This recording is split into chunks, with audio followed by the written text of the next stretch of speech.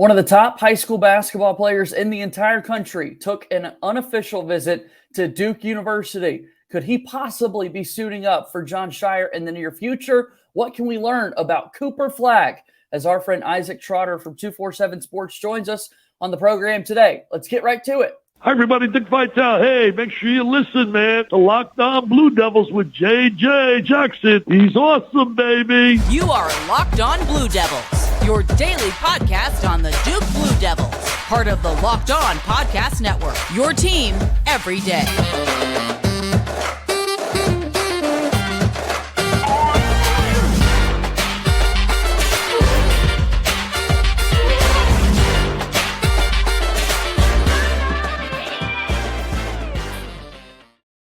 Hello, everybody, and welcome into another episode of the Locked On Blue Devils podcast. My name is JJ Jackson, and we're so excited to have you here with us on this Wednesday, August 2nd, 2023. The month of August has arrived. We're getting closer to the start of the Duke basketball season, and today we're talking Cooper Flagg and the excitement this recruit could potentially bring the Duke program or any other school that he so chooses. We're focused on Duke, though, fresh off an unofficial visit to Jon Scheyer and company, and our good pal Isaac Trotter will join us on the show today. If you haven't done so already, please be sure to follow and subscribe to Locked On Blue Devils for free. As we're in August, we're back to 5 shows a week here on the Locked On Network, getting you set for fall camp with Duke football, and again, counting down the days until the college basketball season returns. Also, watch this video on YouTube, subscribe each and every day, hit that like video, and your support continues to mean the world for us at Locked On Blue Devils. So without further ado, let me bring on my good pal, Isaac Trotter. Isaac, it's good to see you again. And man, college hoops will be here before we know it. It totally will. And it's kind of a fun time right now because we can start getting into rotations and seeing like what's kind of going on. But, you know, obviously recruiting is still a big part of it right now. And it's August 2nd. We're recording this. So a couple more days for recruits to be able to get onto campuses for some of those. It's a quiet period technically, but recruits can still get on campus. And Cooper Flagg's the most popular high school basketball player in the country right now. So when he takes an unofficial visit to Duke, it moves the needle for sure. Absolutely does. I love the point on kind of making rotation speculations, because that's what we're doing a lot right now with this Duke team. For Duke fans, we're getting footage from practice, like 5-on-5 scrimmage runs that are in place, and totally overreacting from those videos that we see. But that's the fun thing to do. I know other teams, it's their year in rotation to take foreign tours and to actually be able to play against other competition. But for a team like Jon Scheyer going into year 2, Isaac, all we've got right now is kind of seeing these guys in the gym working together and these scrimmage videos that the team's been releasing. Yeah, some of my favorite things about scrimmage videos is like pausing the video really quick to kind of like get a glimpse of the guy in the background to try to figure out which 5-man lineup they were trying to use for this when they pan the camera over. It's really sicko mode stuff, but that's just the way we like it. Sicko mode stuff. I love that. All right, let's talk Cooper Flagg. A really, really great profile that you had wrote recently for 247 Sports. He's a player that Duke fans have had on their radar for quite some time. Obviously, is one of the premier players. That's probably a good reason, well-deserving, to spend so much time putting together a story like this. But kind of go through the thought process. What makes Cooper Flagg so intriguing to you? Yeah, I think the first thing that stands out is when you first hear about him, you're like, wait, he's from Maine? Wait, what? And so that was the thing that was just fascinating to me about it. I'm just like telling certain people that I work with, I'm like, we need to do a real, like, where he came from, what he's about, because, you know, if you look around, like, you could argue he's the most popular high school basketball player in the world right now. Everybody's really interested in him, and he has such a cool stories from such a small town, you know, and so it was really fun getting to talk to some of the people from his hometown or who know that area. And it really is like, it feels like a weird, like, you know, American dream type of story where it's like, this town really is super small. It's only 1,500 people, like, but his family has just been wired on basketball since the very beginning. And so it's pretty cool to see what he's doing, and he's taking it to a different level. But at his core is a really tight family from a really tiny town who just loves basketball. And if you like basketball, like, I feel like Cooper Flagg's story can really resonate with you. Because I mean, I'm from a small town.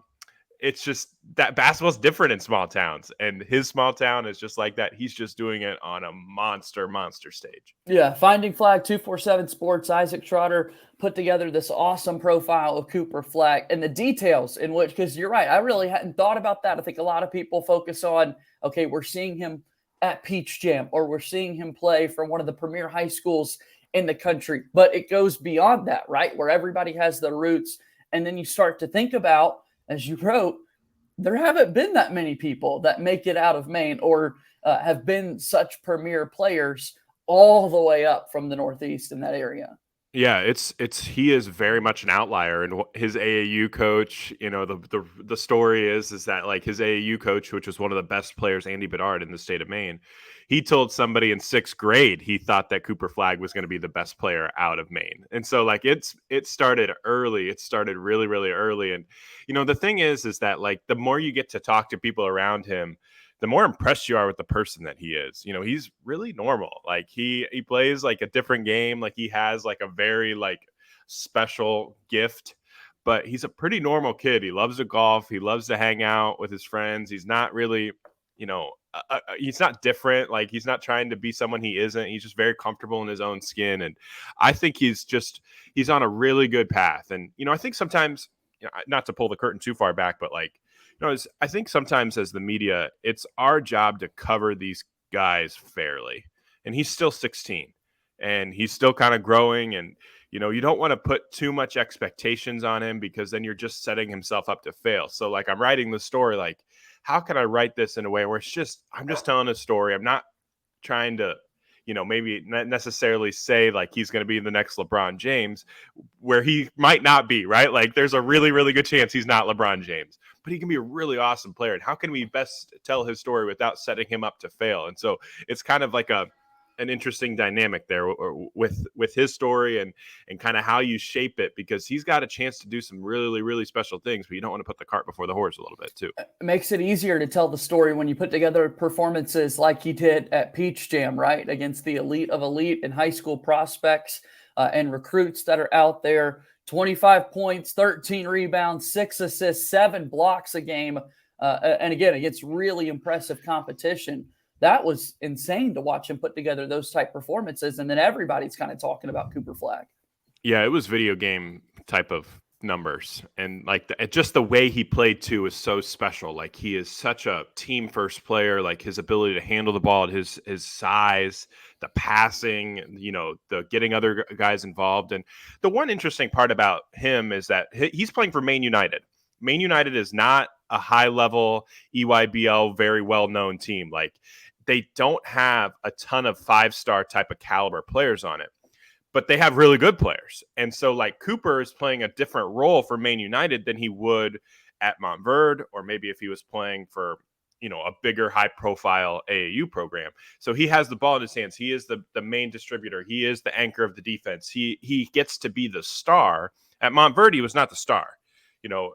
He's not going to be the star at college, maybe, right? Like there's a chance he has to find a role, but like to get a glimpse of being a star is something that Maine United gets to have him. So it's a different, unique platform that he gets to play in. And I think it helps him a little bit. It gives evaluators a little bit of like, that's what he could look like. Maybe not in 3 years, but maybe 4 or 5 years. I mean, he's like running the show for an NBA team. Excited to see what's next for Cooper Flagg. Again, fresh off an unofficial visit to Duke. College is definitely in his future. We'll talk a little bit more about that after our first time out here on the program today.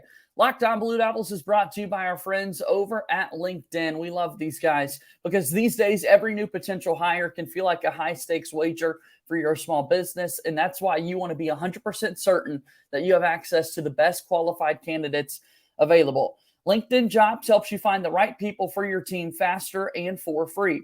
Add your job and the purple hashtag hiring frame to your LinkedIn profile to spread the word that you're hiring. Simple tools like screening questions make it easy to focus on candidates with just the right skills and experience so you can quickly prioritize who you would like to interview and hire. It's why small businesses rate LinkedIn Jobs #1 in delivering quality hires versus leading competitors. LinkedIn Jobs helps you find the qualified candidates that you want to talk to faster. You can post your job for free at linkedin.com/lockedoncollege.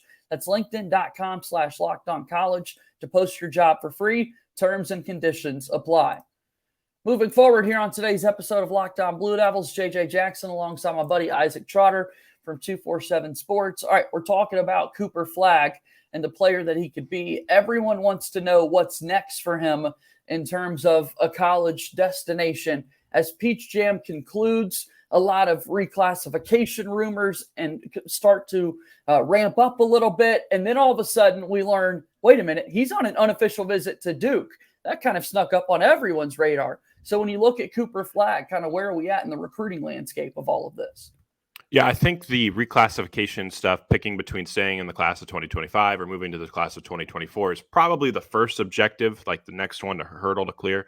But I think it's pretty clear. Like the class of 2024 makes more sense for him. I think it gets him, it accelerates his timeline in a way that it doesn't hurt him as a player with his age and his ability to potentially, make it to the NBA as quick as possible. So I think 2024 makes a lot of sense. I would be surprised if he stayed in the class of 2025. I expect him to move to the class of 2024. But Cooper's really running the ship on this recruitment. Like everybody around him says the same thing. Like he's kind of the point man for it. So like if he wanted to go visit Duke on his way down to Montverde before starting his this would technically be his second year at Montverde, but his junior year of high school, it makes a lot of sense, and it's because he wants to do it. So I think Duke has done a really good job of laying the groundwork to be a major player. UConn comes in with an offer. That's kind of like the stay close to home sell. I would expect UConn to get a visit as well eventually, whether down the road. And as of now, I feel like it's really shaping up to be a Duke versus UConn battle. We'll see who comes in. It's interesting. Like Indiana hasn't technically offered, quote unquote, but they have 3 or 4 coaches at every single one of Cooper Flagg's game at Peach Jam. Kentucky hasn't technically offered out there, but they've definitely been around and have done the groundwork and put some time in for Cooper Flagg. So will Kansas get involved? How much traction can UCLA get? Like who else pops into this? Like those still remain to be seen. And he's going to, take his visits when it's time for those things to happen. But as of now, it just feels like the fit at UConn and the fit at Duke make a ton of sense. And I think that Duke has really kind of been considered the team to beat for a while, but he's 16, things change, guys can change their minds really quickly. And we'll see how this process, kind of matriculates. Yeah. Throughout the 4 years of high school, throughout a 4-year period in general, a lot can change in that time frame. So going into the junior season for these class of 2025 players, we go back just 2 years ago and you're looking at the recruiting rankings and you're seeing Cooper Flagg, who's been a big Duke follower throughout his life. And then you're also seeing the Boozer twins kind of right there at the top. And it's easy to think about 2 years ago, man, it would be incredible to see that trio kind of come together and play in Durham.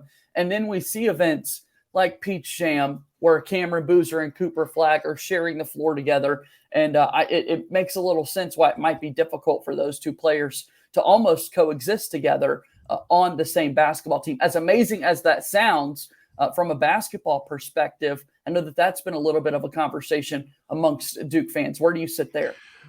Yeah, I think I would add the talent and figure it out later, right? Yeah, if that's a problem, that's a good problem to have. Yeah, exactly. But, I think the big thing, the developing point is Cooper Flagg's 3 has to start really dropping at a higher clip for that combination to work, I think, at an elite level. And we've seen glimpses of it. I like the form. I like that he can get to it. He has to take some tough threes, especially for Maine United. He took some really tough ones. And so I think I'm going to be very fascinated to see how that jumper evolves at Montverde. I think he only made, correct me if I'm wrong, it was less than 10 threes last year at Montverde. Now, granted, they didn't play a huge schedule. A lot of guys there, not a ton of shots, so stuff like that. But I think that like getting him more as a catch and shoot guy where he's a play finisher from the 3-point perspective, and then you add Boozer and Flagg together, I think rim protection wise, defensively wise, that would be a really nasty combo. Flagg's ability to handle the basketball is kind of a game changer, but if both those guys kind of want to have the ball in their hands, I could see a little bit of a scenario where it gets a little too repetitive, but I think they could help each other too. And having a chance to play with high level pros, at 16, at 17, at 18, at 19, like that gets you all ready to roll for the next job. So I'm not as concerned as some people about that potential fit together, just because I trust Flagg's passing ability. I trust the defensive upside. I trust the high IQ that both players have shown. I just think that there's going to be a way for both of those guys to figure it out. If they really want to play together, I think you can find a way to be really, really good, even if it means, blending their minutes a little bit and mixing up the rotation. So like the 15 minutes a game that, say Flagg's playing 25 minutes, the 15 minutes a game that he's not on the floor, that's Boozer's time to be the featured alpha dog. No doubt about that. So we've got Cooper Flagg, we've got the Boozer twins, but then also as of late, it's becoming more known. Wait a minute. Cooper Flagg is also a twin. He's also got a brother that's out there. Tell us a little bit about Ace Flagg, Isaac, if you will. Yeah, Ace has kind of blown up a little bit now recently too. Doesn't have a ton of high major offers yet, but you just see the way he plays and he just helps teams win. And he's a really good defender. I thought he was terrific on Boozer in Peach Jam. He draws a ton of charges. He gets his hands on loose balls. He's finishing everything around the rim. He guards pick and rolls differently. Now he's starting to add a little bit more of a jumper, and I think that'll continue to refine itself as he gets older. He's just a good player. Like, he's a really, really good player. And so you're starting to see like the Florida Gulf Coast offer, Florida Atlantic offers, there's really good opportunities for him to turn into potentially a high major guy. And I think early in the process, a lot of teams offered Ace to try to get Cooper. And now I think things are changing where it's like, oh, we really like Ace too. Like, we think Ace can help us. And like, it's not necessarily like a package deal per se, because I don't know if that's necessarily realistic, but I don't think they would turn it down if the right opportunity came along either, because Ace is a really helpful piece. And he's been playing against Cooper every day really helps. And you see him on Peach Jam, like, he doesn't look overmatched athletically at all. And so is he a 5-star prospect? I don't think that's realistic, but I think he can be a good college basketball player, and that's helpful too as well. So I'm interested to see how his recruitment develops, because again, the bloodlines are really good. His dad was an awesome player in high school. His mom was an awesome player in high school. His grandfather was an awesome player in high school. His brother's fantastic. Like, Ace is a good player. And so like, he's not going to come in and, demand 18 shots a game at the college level, but I think he can help you. I think he can help you a lot. Talking about the upcoming recruiting efforts of Jon Scheyer and company, looking at the top recruits in the Boozer twins, Cooper Flagg, Ace Flagg on the rise. Flory Badunga's got a decision coming up soon, and Duke's got to feel pretty good about where they're at in that regard. What do you think is the current state of this recruiting plan and recruiting efforts of Jon Scheyer? Yeah, is it weird to call it the golden age of Duke basketball recruiting? That's not probably true when you look at what Coach K was doing, but I think Scheyer has proven that, like, you could make an argument. Absolutely. Yeah, you could. And I mean, I think that AJ DeBonsa is another one name to know out of class of 2026. He was terrific playing up and was one of the best players in all of Peach Jam. There's a really growing argument, like, is he the best high school player regardless of class? So will Duke be able to get involved there too? So he was just with Jason Tatum just a couple days ago too, just like Flagg was. Like, there's a lot of Jason Tatum connections with some of these young guys. He's really taken some of that role. But yeah, it feels like Duke right now is recruiting at an alpha dog level. I don't expect that to change. I think that Duke has been ahead of the game with the general manager hire, which a lot of other college basketball teams are now trying to copy or use that same model. And Sheyer's just an open-minded guy that connects with people from a really young age. And, I think he's done a really, really good job. And, playing well on the court this year would definitely help. Maybe a run in the NCAA tournament would help. But, I think you're starting to see, like, this program has not taken a dip at all. And, replacing a legend isn't easy, but Sheyer's kind of making it look a little bit easier than a lot of people thought it would. Locked On Blue Devils here today. JJ Jackson alongside my pal Isaac Trotter from 247 Sports. Promote your work, Isaac. I've mentioned this awesome profile that you've got on Cooper Flagg. What else are you up to these days as basketball gets closer? Yeah, so my next project right now is I'm going through every ACC basketball transfer and kind of realistic expectations for all those. Now, it's a pretty big project, but it's kind of fun to kind of go through all of the different additions to the league. A little different for Duke, right? Yeah. Like, not really going to have in that regard. right. Not a ton of Duke transfer portal additions, but that's not bad either because they didn't have any exits, right? So that's not a bad thing. But yeah, there's a lot of flavor coming in to the ACC from the transfer portal. What are realistic expectations? What their job's going to be like? How can they potentially add to their respective teams? That's kind of the next big project I'm working on. I have a couple fun features kind of up my sleeve that I'm excited about. We'll see if they kind of come together a little bit, but